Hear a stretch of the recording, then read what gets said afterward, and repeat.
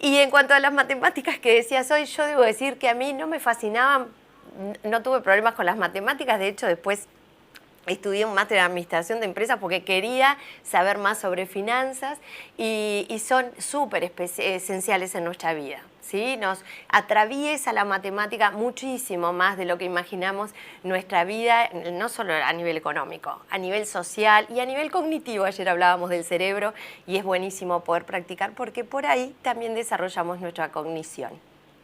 Así que bueno, no sé, Dieguito, cómo lo seguís viendo y cómo lo ve nuestro invitado. Bueno, por supuesto, vos hablabas de divisiones, Rosario, y tenemos que pensar en el ámbito político, qué es lo que sucede con esto, porque además está muy implícita la matemática en este tema. Y hoy que estamos recibiendo ya en este momento al doctor Alem García, justamente un hombre del palo del derecho tal vez, pero le quiero preguntar a Alem, darle la bienvenida primero y preguntarle si la matemática también está metida en su vida y en qué cosas lo nota. Qué lindo tema. Qué lindo tema. Felicitaciones por la elección. La matemática está en todo. Es algo intrínseco al ser humano. Por supuesto que está en todas las ramas de la actividad humana. A mí me gustan todas las operaciones de las matemáticas. Todas son buenas y todas tienen su fundamento. Pero lo que más me gusta es multiplicar. Sí. Para dividir, como bien lo dijiste. Para multiplicar. repartir. Ahora, a veces hay que restar, porque hay que restar y apartar lo malo. Pero es muy importante también sumar. En una nación, por ejemplo, si aplicamos la matemática a la vida económica, fundamentalmente, pero a todas las actividades, hay que sumar y multiplicar, dividir para que haya justicia. Totalmente. Ahí está, bueno, queríamos justamente plantearles esta cuestión de la matemática porque está realmente metida en muchísimos temas. Vos lo mencionabas, Rosario, hace un ratito nada más, el entrenamiento del cerebro, y creo que es parte de un ejercicio que no les vamos a plantear hoy una cuestión matemática, aunque sería divertido, ¿no? Poner a prueba a la audiencia con alguna ecuación, con alguna báscara, a ver cómo está el nivel de los televidentes, pero sí les podemos pedir, bueno, que se sumen a el debate del día de hoy y que nos cuenten qué relación tienen con las matemáticas. Ya les dije, la mía es un poco de amor y odio. Sí, ya te veo que vos el tema de los números. Ahí. Salvo cuando hay que contar goles. Bueno, la ahí... matemática en el fútbol, bueno, ahí puede ser. Mirá que en deportes, que es especialista en temas deportivos, ahí tenés muchas matemáticas a veces que hacer. A veces jugamos más con la calculadora que con la cancha. Nosotros nos podemos encontrar con ustedes en nuestras redes sociales, en Facebook y en Instagram, como siempre les decimos, buscándonos como Modo País, y allí nos pueden seguir y hacer sus comentarios. Vamos a poner a prueba también al interior en este tema y ver qué nos dicen nuestros compañeros de los distintos puntos. Los que están, yo diría, al firme todas las mañanas, que son Fernando Marrero por San José. No me quiero olvidar también de Héctor González, ¿no? Que se me va a enojar, ¿no? Pero también lo tenemos a Romérico Techera por La Valleja, Yanina Gazañol, supongo yo que por Flores, ¿no? Porque uno la encuentra por todos lados, como siempre. Y a José Luis Barbosa, que en este momento que son las 9:13 de la mañana está de saco, pero a las 9:13 de la noche va a estar de pantalones cortos jugando en fútbol 5. Ya les voy adelantando la agenda de José Luis el día de hoy. ¿Cómo andan, compañeros? Buen día. Buen día. ¿Qué me dicen de este tema, Fernando Marrero, por ejemplo? El otro día lo teníamos a Gonzalo Baroni acá sentado, el director nacional de Educación. Yo le planteaba por qué cuando se hace una reforma educativa no se piensa, por ejemplo, en una materia que sea educación financiera. Baroni me decía que es cierto, que hay como una laguna y que podría ser un planteo interesante. ¿Vos cómo lo ves, Fernando, a eso, por ejemplo? Bueno, es interesante poder aterrizar. Primero, la matemática está en todos lados y buen día para todos los compañeros, para ti, Diego, Rosario y todos los compañeros y también para el invitado.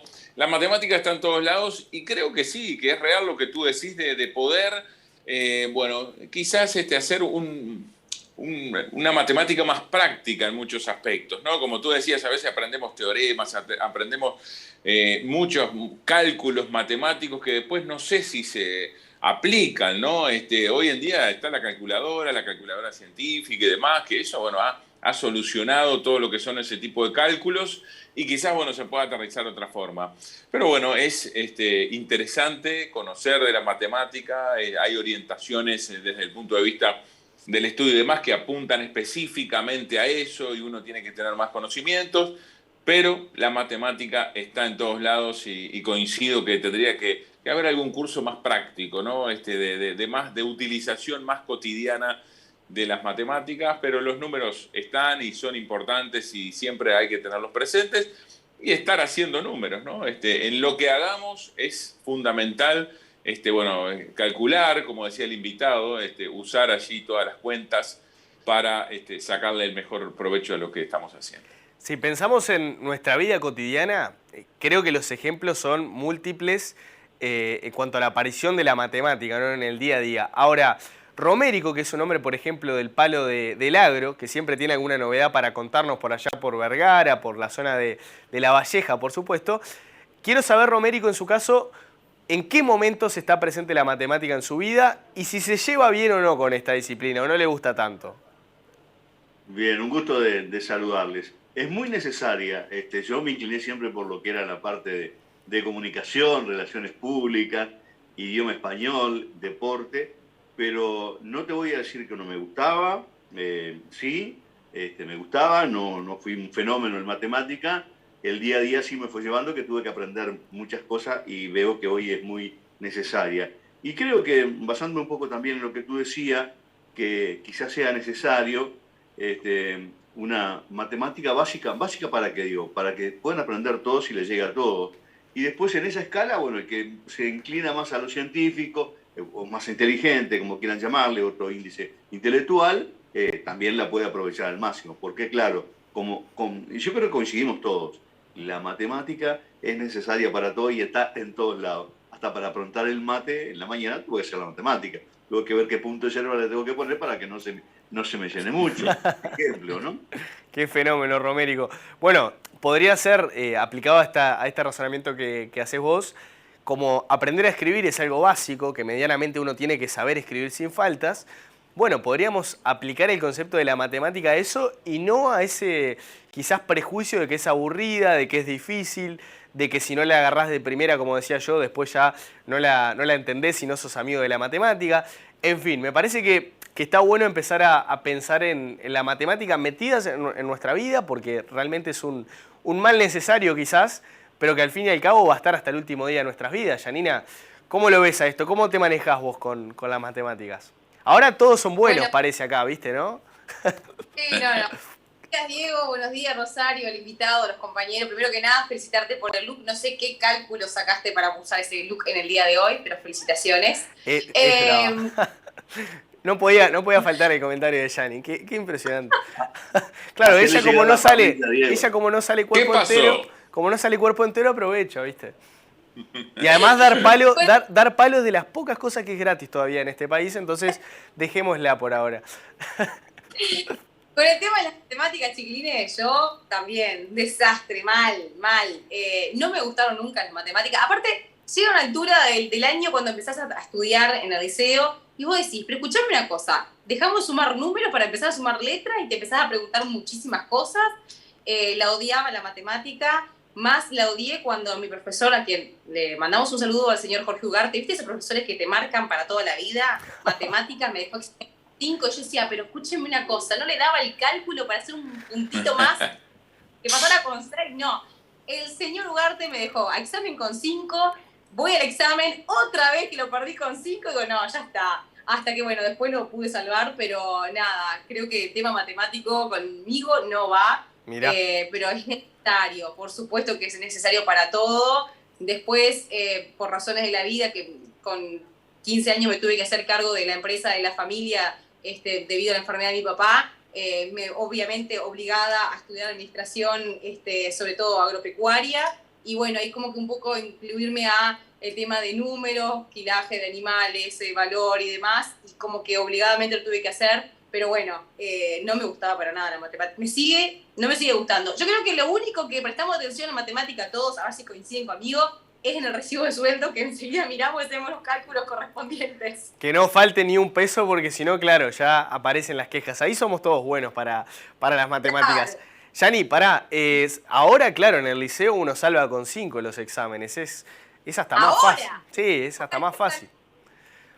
Claro, en la época que íbamos al liceo no, eran 5, ya quedaba el examen, porque solamente con 6 pasabas, o sea, pero imagínate la maldad del profesor, varias veces con 5 me dejó. ¿Qué le costaba si nadie iba a hacer un cálculo matemático, decir, esta niña pasó mal o no pasó mal? No, yo Pero te bueno, entiendo porque era mi pesadilla matemáticas, porque claro, si uno no iba a clase particular, en mi caso, por ejemplo, y bueno, la verdad que en el liceo yo no voy a echarle la culpa al profesor, no tengo ningún rencor como con el amigo ahí de Flores, pero... examen 5, ¿no? Y lo tengo siempre. Donde lo veo en algún espectáculo también. El saludo para el profesor de matemática que me dejó examen con 5. Lo tengo marcado, papá. No, pero a ver, yo compañeros les confieso que terminé haciendo un quinto humanístico y sexto de derecho para evitar todo lo que tuviera que ver con derivados de la matemática, sea física, sea química. Matemáticas ya está, no pude zafar, no me quedó de otra. No sé en su caso, Barbosa, cómo fue el historial liceal ahí. Exactamente igual, Diego, a los demás compañeros también. Siempre seguí la orientación humanística. Hice cuarto, quinto y sexto del plan piloto en el liceo humanístico. Los números, nunca fui muy bueno para los números. Nada bueno, mejor dicho, para los números. Pero ¿se acuerdan ustedes de las divisiones? El poner el asterisco ese y la rayita para hacer las divisiones, qué cosa más difícil. Me llevo tanto, 6 dividido 3, 63 dividido 8 es tanto, me llevo tanto, restarle allí, cosa más difícil que eso no puedo ver. ¿Usted se imagina, Barbosa, haber estudiado en esta época de los celulares y tener la tentación al lado de utilizar el teléfono para hacer la cuenta? Claro, justamente, eso es lo que facilita mucho. Evidentemente son tiempos diferentes a aquella rayita que hacíamos y que, estábamos horas ahí tratando de resolver la división. División que la aparto, la dejo de lado. Yo estoy por la suma, no la resta. Bien. Sumar, y sumar para bien. Sumar para ser mejor cada día del año. Sumar para multiplicar, ahí está. Sumar para multiplicar, ahí está. Y no quiero dejar pasar el saludo muy especial a Alem García, que allí se encuentra. Cada vez que viene a Melo lo entrevistamos y tenemos allí un gran amigo. El saludo y el abrazo muy fuerte desde acá. A ver, Alem, si quiere replicarlo. Muchas gracias, me alegra mucho verte ahí. Ya nos veremos pronto en Melo. Con mucho gusto. Te mando un abrazo grande. ¿Hay alguna historia que no conozcamos ahí, Alem? ¿Tiene afecto por Barbosa? ¿Lo conoce hace tiempo? Sí, por supuesto, lo conozco desde hace, diría, décadas. Tantas que no las puedo contar. Muchos años. Un hombre muy afable, muy cordial, simpático, servicial, realmente uruguayo. Y del interior. Y muy defensor de Melo, le sumo, le agrego que muy defensor de Cerro Largo. Somos vecinos de zona. Y prácticamente escolta del presidente Luis Lacalle Pou, porque el lugar que va Lacalle Pou, ahí cerca de la zona del noreste del país, Barbosa está siempre ahí al firme, así que lindo arrancar la mañana así, Barbosa, con tanto halago, ¿no? No como Yanina, que siempre reparte algún palito para acá, ¿no? No, y lo que nos enteramos a través de esta ventana previa, ¿no? Tenemos una administradora agropecuaria en el grupo, llevando el peso de los animales, de las reses, todo eso, una administradora agropecuaria en el grupo. Completita. Ahora, ¿sabés lo que no me cierra? ¿Sabés lo que no me cierra de esa administradora agropecuaria? Si no era buena en matemáticas, ¿se copiaba entonces? ¿Qué era lo que hacía para terminar pasando? No me contó esa parte, Yanina. Después hacía cambiazo. Tuve que ir arreglando, no quedaba otra, pero por suerte les puedo decir que la empresa familiar continúa, así que no hay números rojos, o sea que se ve que he hecho las cosas bien. Éxito total, entonces. ¿Sabés que Alem hablaba, Barbosa, hablaba de esta cuestión de las divisiones, que a él lo complicaba? Y en el ámbito político creo que las divisiones son notorias. Quizás en nuestro país es cierto que todavía no estamos en esa grieta quizás tan vertiginosa como Argentina, pero de a poco se empieza a ver una división política bien marcada entre algunos sectores. ¿Cómo lo ves, Alem, a este asunto de la matemática en sentido metafórico inmersa en la política? Veo la división en el sistema político con preocupación. Preocupación que deberían tener, en primer lugar, los dirigentes políticos que tienen la mayor responsabilidad en el gobierno y en la oposición. Ya pasamos, mejor dicho, el tercer año de gobierno. En un periodo gubernamental de 5 años se fueron 3. Bueno, hay hechos, ni siquiera señales, hechos concretos que deberían llamar la atención de los que tienen la más alta responsabilidad política, porque aquí están jugando con la institucionalidad del país. Cuando se cambia un gobierno en un sistema como el nuestro, es porque hubo un sufragio. La gente se expidió en una elección libre. Tienen que cambiarse todas las autoridades previstas en el sistema republicano democrático que consagra la Constitución. Pasaron 3 años. La Corte Electoral no se renovó. Sigue la Corte Electoral actual como si fuera producto de la anterior elección, del 2014. Pero Alem, le pregunto ahí, por ejemplo, si uno mantiene a esa persona que hizo bien su trabajo y a su vez la rodea con otras que puedan seguir sumando también, ¿ahí no estamos multiplicando de alguna manera, es decir, mejorando los resultados? ¿Usted cree que siempre cuando hay un cambio de gobierno necesariamente debe cambiar todo el sistema, como mencionaba recién? No, estamos hablando de otra cosa. Cuando una persona en determinado periodo de gobierno tiene un excelente desempeño en determinado cargo, cualquiera que sea, el gobierno electo la puede ratificar. Pero aquí estamos hablando de cumplir con las normas que establece la Constitución de la República. La Constitución dice que cuando cambia un gobierno por efecto de la decisión popular, la Asamblea General debe hacer tal cosa, tal otra, tal otra. Los órganos de contralor son producto de la expresión de la gente de la última elección. La Corte Electoral es de la elección anterior. El Tribunal de Cuentas, nada más ni nada menos que el Tribunal de Cuentas con el contralor que debe ejercer en toda la administración pública, estatal. Bueno, idem, es lo mismo. No se ha cumplido por parte del sistema político con el mandato de la Constitución que tiene que darle nueva integración. Si hay un ministro, como dices tú, que tuvo excelente desempeño, por supuesto, puede ser ratificado. Pero hay otro aspecto más grave aún. Nosotros tenemos un poder judicial, uno de los 3 poderes principales, que tiene un gran prestigio. El Uruguay se destaca en la región, y diría que en el mundo, por su sistema jurídico. Y el sistema jurídico sólido que le da esa previsibilidad al Uruguay, en gran parte es por el prestigio del Poder Judicial.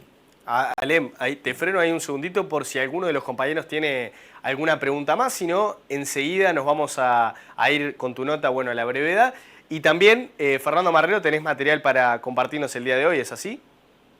Exacto. Antes me gustaría una consulta a sí, claro. Alem García. Si justamente este tema que él plantea, como integrante de la coalición que fue electa, la coalición de gobierno, no lo planteó en la interna y si tuvo alguna respuesta, ¿no? De por qué justamente esos órganos no se han renovado.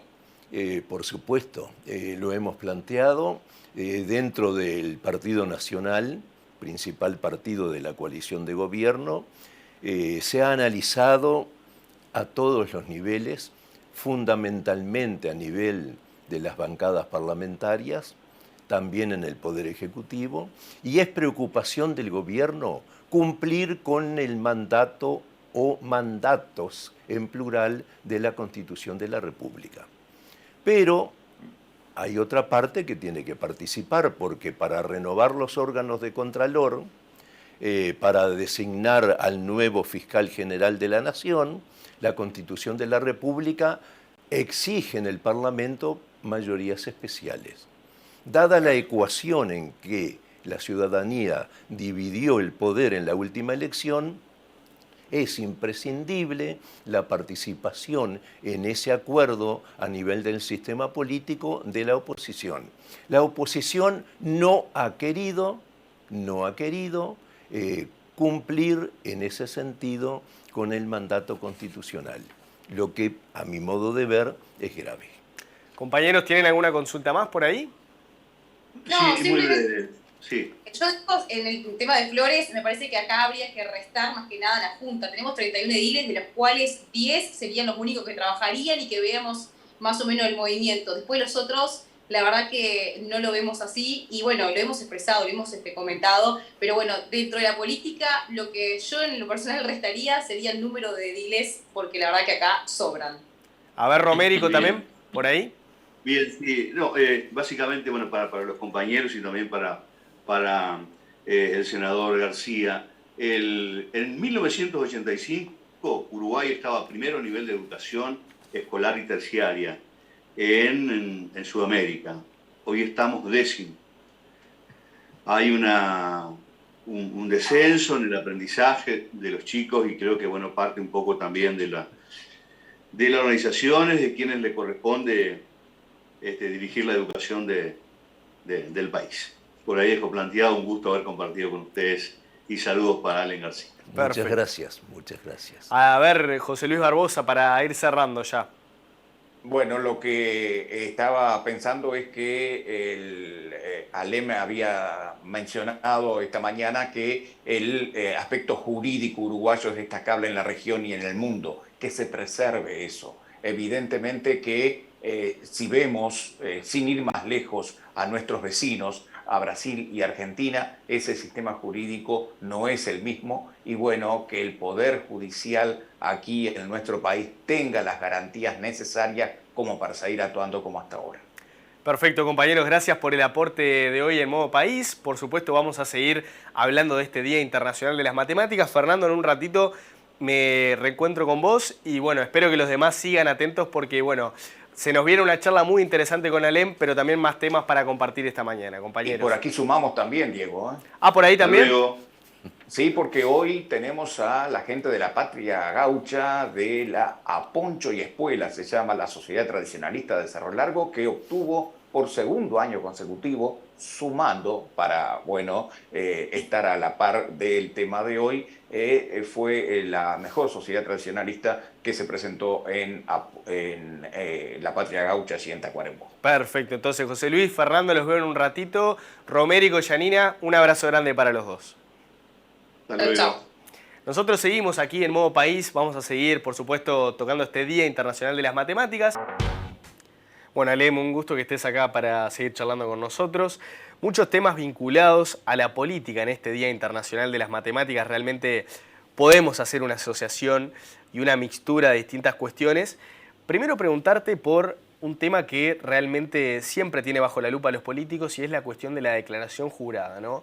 ¿Hasta qué punto llega a controlar la JUTEP, entendés vos, esa declaración jurada de un político, esos bienes que uno tiene que declarar por ley? La JUTEP tiene facultades muy precisas y claras. Tal vez haya que afinarlas y profundizar el poder de la JUTEP.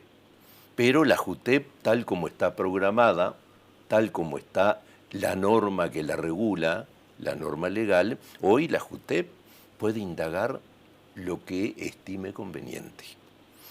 Hay otro problema que es aparte. No puede ser que tenga tan pocos recursos humanos. Uh-huh. Sí. Usted dice que hay una falla ahí en ese tema para, por ejemplo, a ver, por ejemplo, en el asunto de determinadas lagunas que no podemos cuestionar hasta qué punto tiene que ir la ley. Le pongo el caso, por ejemplo, del senador Juan Sartori, que el año pasado fue noticia, evidentemente, en la JUTEP por este tema de la declaración patrimonial, por la cuestión de su esposa.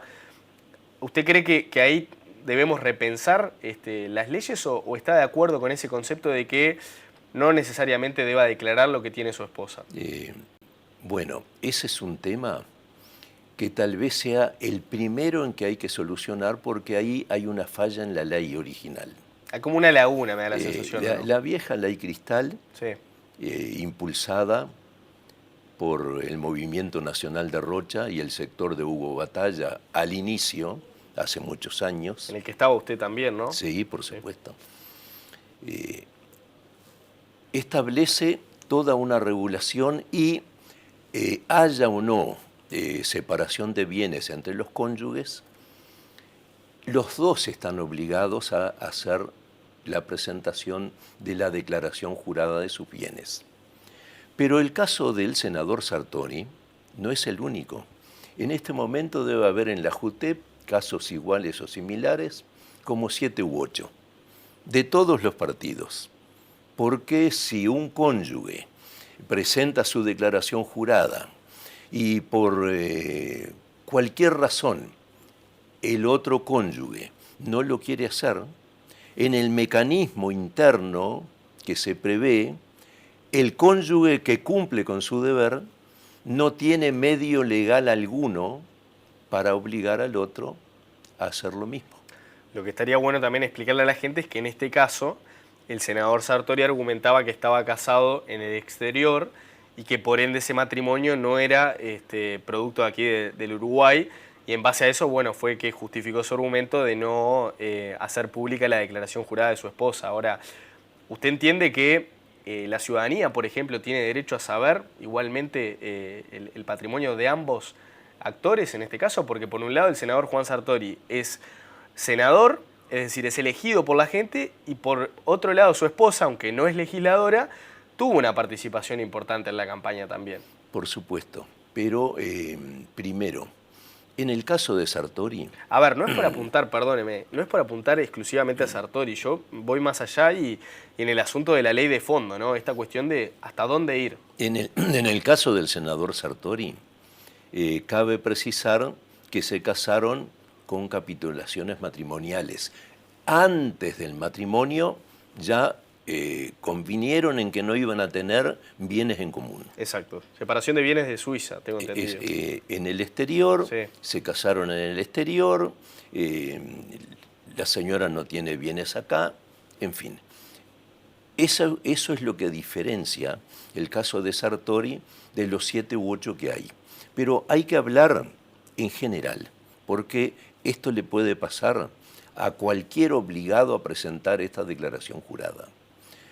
El que cumple, por lo general, todos cumplen.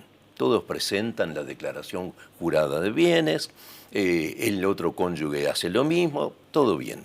Pero hay excepciones, como siempre. Y si el cónyuge reticente no quiere, por X motivos, no necesariamente porque se lleve el mal, porque no quiere, porque lo perjudica en su actividad comercial, en su actividad productiva, no quiere, aun cuando el marido tenga una función pública, no quiere exponer al conocimiento público su patrimonio, no hay mecanismo posible en manos del cónyuge que sí cumplió a obligarla a tener una conducta para que el cónyuge o la cónyuge haga la declaración jurada. Eso sí. Podría tener vigencia, pero estamos hablando de la prehistoria, cuando el marido era tutor de la mujer. Pero eso es ridículo, es de otra época. Claro, sí. Hoy ese medio jurídico, ese poder del cónyuge para obligar al otro a una obligación de hacer, a tener una conducta, eso no existe. Ahora, Alem, usted me decía recién que todos cumplen, ¿no? Casi todos. Hay excepciones. Okay. Bien, porque Han habido varios casos y otros que seguramente no se saben, de legisladores que tienen su patrimonio afuera y no necesariamente están declarados. Por eso le preguntaba hoy qué tan fuerte ve a la JUTEP como institución, ¿no? La JUTEP es una institución fuerte, debería ser más fuerte, más aún en nuestro sector, precisamente que como es público, es liderado por el senador Juan Sartori. Estamos estudiando las fases de un anteproyecto de ley para darle mayor poder a la JUTEP, solucionar los viejos defectos de la ley Cristal.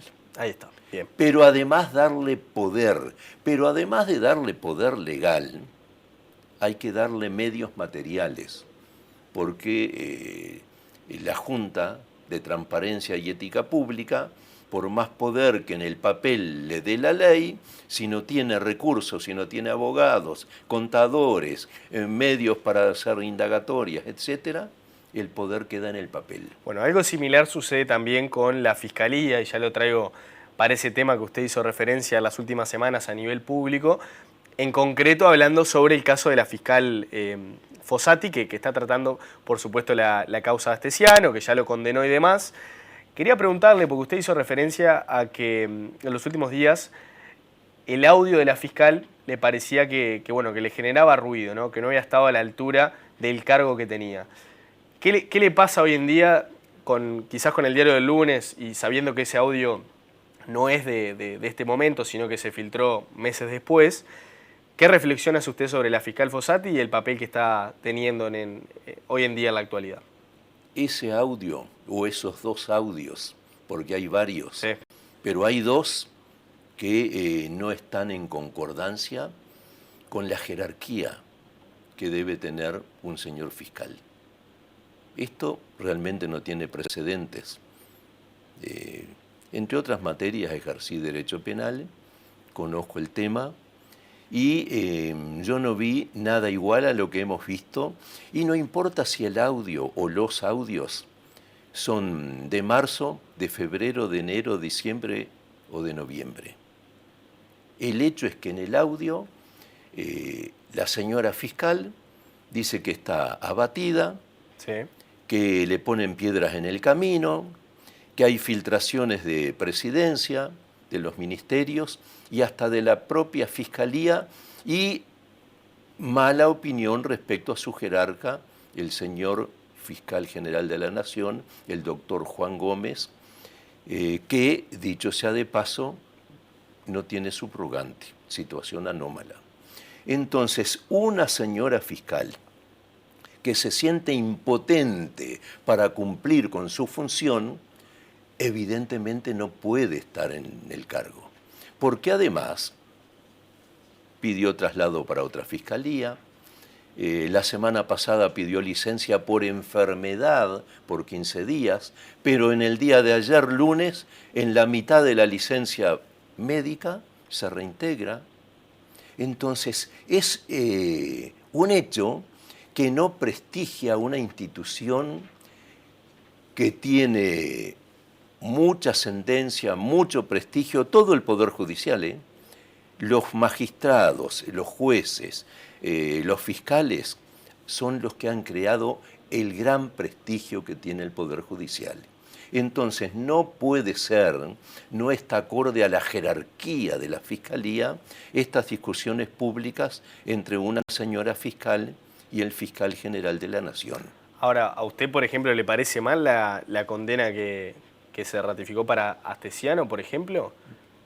No, no me parece mal. Más aún. De hecho, a ver, lo llevo a ese tema porque de hecho es una condena que está incluso sobre la media de lo esperado, ¿no? En general, por este tipo de casos, la pena final no es tan elevada, pero bueno, dada la situación, se llegó a un juicio abreviado, se lo terminó condenando por 4 años y bueno, obviamente que la fiscal tuvo un rol muy importante en esto. Para mí ese aspecto, sí, en todo este proceso ha sido positivo. Es decir, no soy muy partidario de los juicios abreviados. Pienso que los fiscales tienen que cumplir con el proceso ordinario. pero dada la situación, dado el volumen de trabajo que tienen los fiscales, en el nuevo Código del Proceso Penal se previó este mecanismo. Proceso abreviado cuando hay un acuerdo, no me gusta tampoco la palabra acuerdo, pero es la que está en el código. Entre las partes. Entre claro. las partes que son el fiscal y el imputado. La pena que se dictó por parte del juez, hubo un acuerdo, el juez dictó la sentencia y condenó al señor de referencia a 4 años y medio de penitenciaría, que es una pena severa. No es pena de prisión, es pena de penitenciaría, por lo tanto, inescarcelable. Creo que a la luz de otras sentencias que todos los días vemos en los medios de comunicación, que incluso en delitos de sangre hay penas de 2 años, Sí, 3 por eso años. es grave. digo. La pena aplicada es una pena severa. Ajá, sí. Pero aquí el asunto es otro. La imagen que tiene que dar la Fiscalía. Acá, este es un asunto que merece la actuación de un fiscal severo. La señora fiscal, que está en este caso del señor Astesiano, ella misma dice, ha dicho, en el día de ayer dijo lo contrario, que no ha estado en condiciones de hacer su trabajo. Pero, perdone que lo corte, Alem. No se puede entender como un audio privado eso, como una conversación informal en la que quizás la fiscal terminó de trabajar y le salió a decir ese comentario, pero en realidad, bueno, no deja de ser parte de un chusmerío, quizás, por llamarlo de alguna manera. ¿O usted entiende que por el cargo que está ella no se deben aceptar esas consideraciones? Hay discusiones públicas con el señor fiscal general de la Nación. Bueno, eso sí. No es solamente este audio, ni 2 audios. Hay todo un cúmulo de hechos que son una realidad, son hechos auténticos que ocurrieron. Pero el asunto también es más grave por otro lado. En todos los casos penales, los fiscales tienen el deber de aplicar todo el peso de la ley. Tienen que hacer la indagatoria en todos los casos a fondo. El máximo rigor de la ley. Porque el fiscal es el que reúne la prueba y hace la acusación. El fiscal tiene que ser hipersevero. Más aún, en algunos casos tienen que ser los fiscales draconianos. Draconianos. El máximo rigor, la máxima pena. Porque el que tiene que ser ecuánime, el justo, el que tiene que ir por la equidad, es el señor juez. Entonces, en este caso del señor Astesiano, que respecto a él ya está laudado el asunto, se debe ir a fondo, porque como bien dijo el señor presidente de la República, Luis Lacalle Pou, acá hay que investigar hasta el fondo, porque lo peor que pueda haber en un caso como este, que se ha politizado deliberadamente, es que ante la ciudadanía el caso presente dudas. No se llegó al fondo, hay sospechas. Ni dudas ni sospechas, como lo dijo el señor presidente de la República. Aquí se precisa un fiscal de otro perfil, severo, fuerte, en la plenitud de sus facultades mentales, físicas. ¿Usted cree que Fossati no está en la plenitud de sus condiciones mentales, por ejemplo? Lo ha dicho ella, ha pedido licencia, se ha sentido agobiada. Ha dicho incluso, a través de expresiones que no se compadecen con su jerarquía institucional, que la quieren perjudicar con el resultado de una indagatoria imposible. Ha considerado que esto no va a llegar a nada. No, señora, hay que llegar hasta el final. Si ella no puede, bueno, hay que poner un fiscal de verdad. Ahora, a propósito de eso, ¿qué me dice Alem de esta idea que está planteada dentro de la coalición para ejercer un triunvirato dentro de la Fiscalía y que el Frente Amplio, bueno, ya le bajó el pulgar a esta iniciativa? En lugar de un único fiscal de corte se plantea la idea de que sean 3. ¿Usted cómo lo ve a eso? En principio no me gusta porque es diluir, palabra grave en el orden de la responsabilidad institucional, diluir, dividir, ya que estamos en la jornada de la matemática, y ahí sí es mala la operación, la responsabilidad.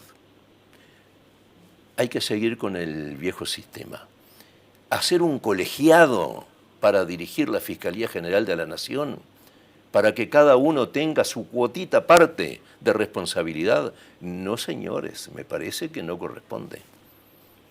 Y además, vamos a cambiar el sistema que ha prestigiado al país precisamente por una coyuntura de ocasión, valga la redundancia. Me parece que no. Bueno, pero es un planteo que gran parte de la coalición está de acuerdo. Es cierto que hay opiniones divididas. El argumento principal es que la presión no se ejerza sobre un único fiscal. ¿Desde ese punto de vista no lo ve positivo tampoco?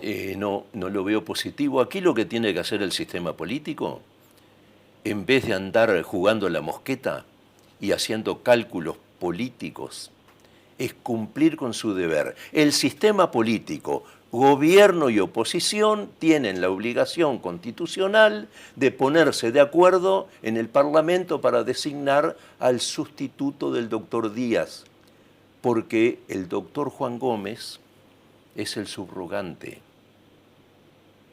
Entonces el sistema político está en una omisión inédita. ¿Por qué? Porque están en el jueguengue de quién se saca mayor o menor ventaja. Conste que veo bien el gobierno que ha expresado su opinión a través de gente muy respetable, que ha hecho todo lo imposible por llegar a un acuerdo con la oposición. Pero en la oposición no quieren llegar a un acuerdo. ¿Y hasta cuándo? ¿Hasta cuándo van a jugar con el prestigio de la Fiscalía?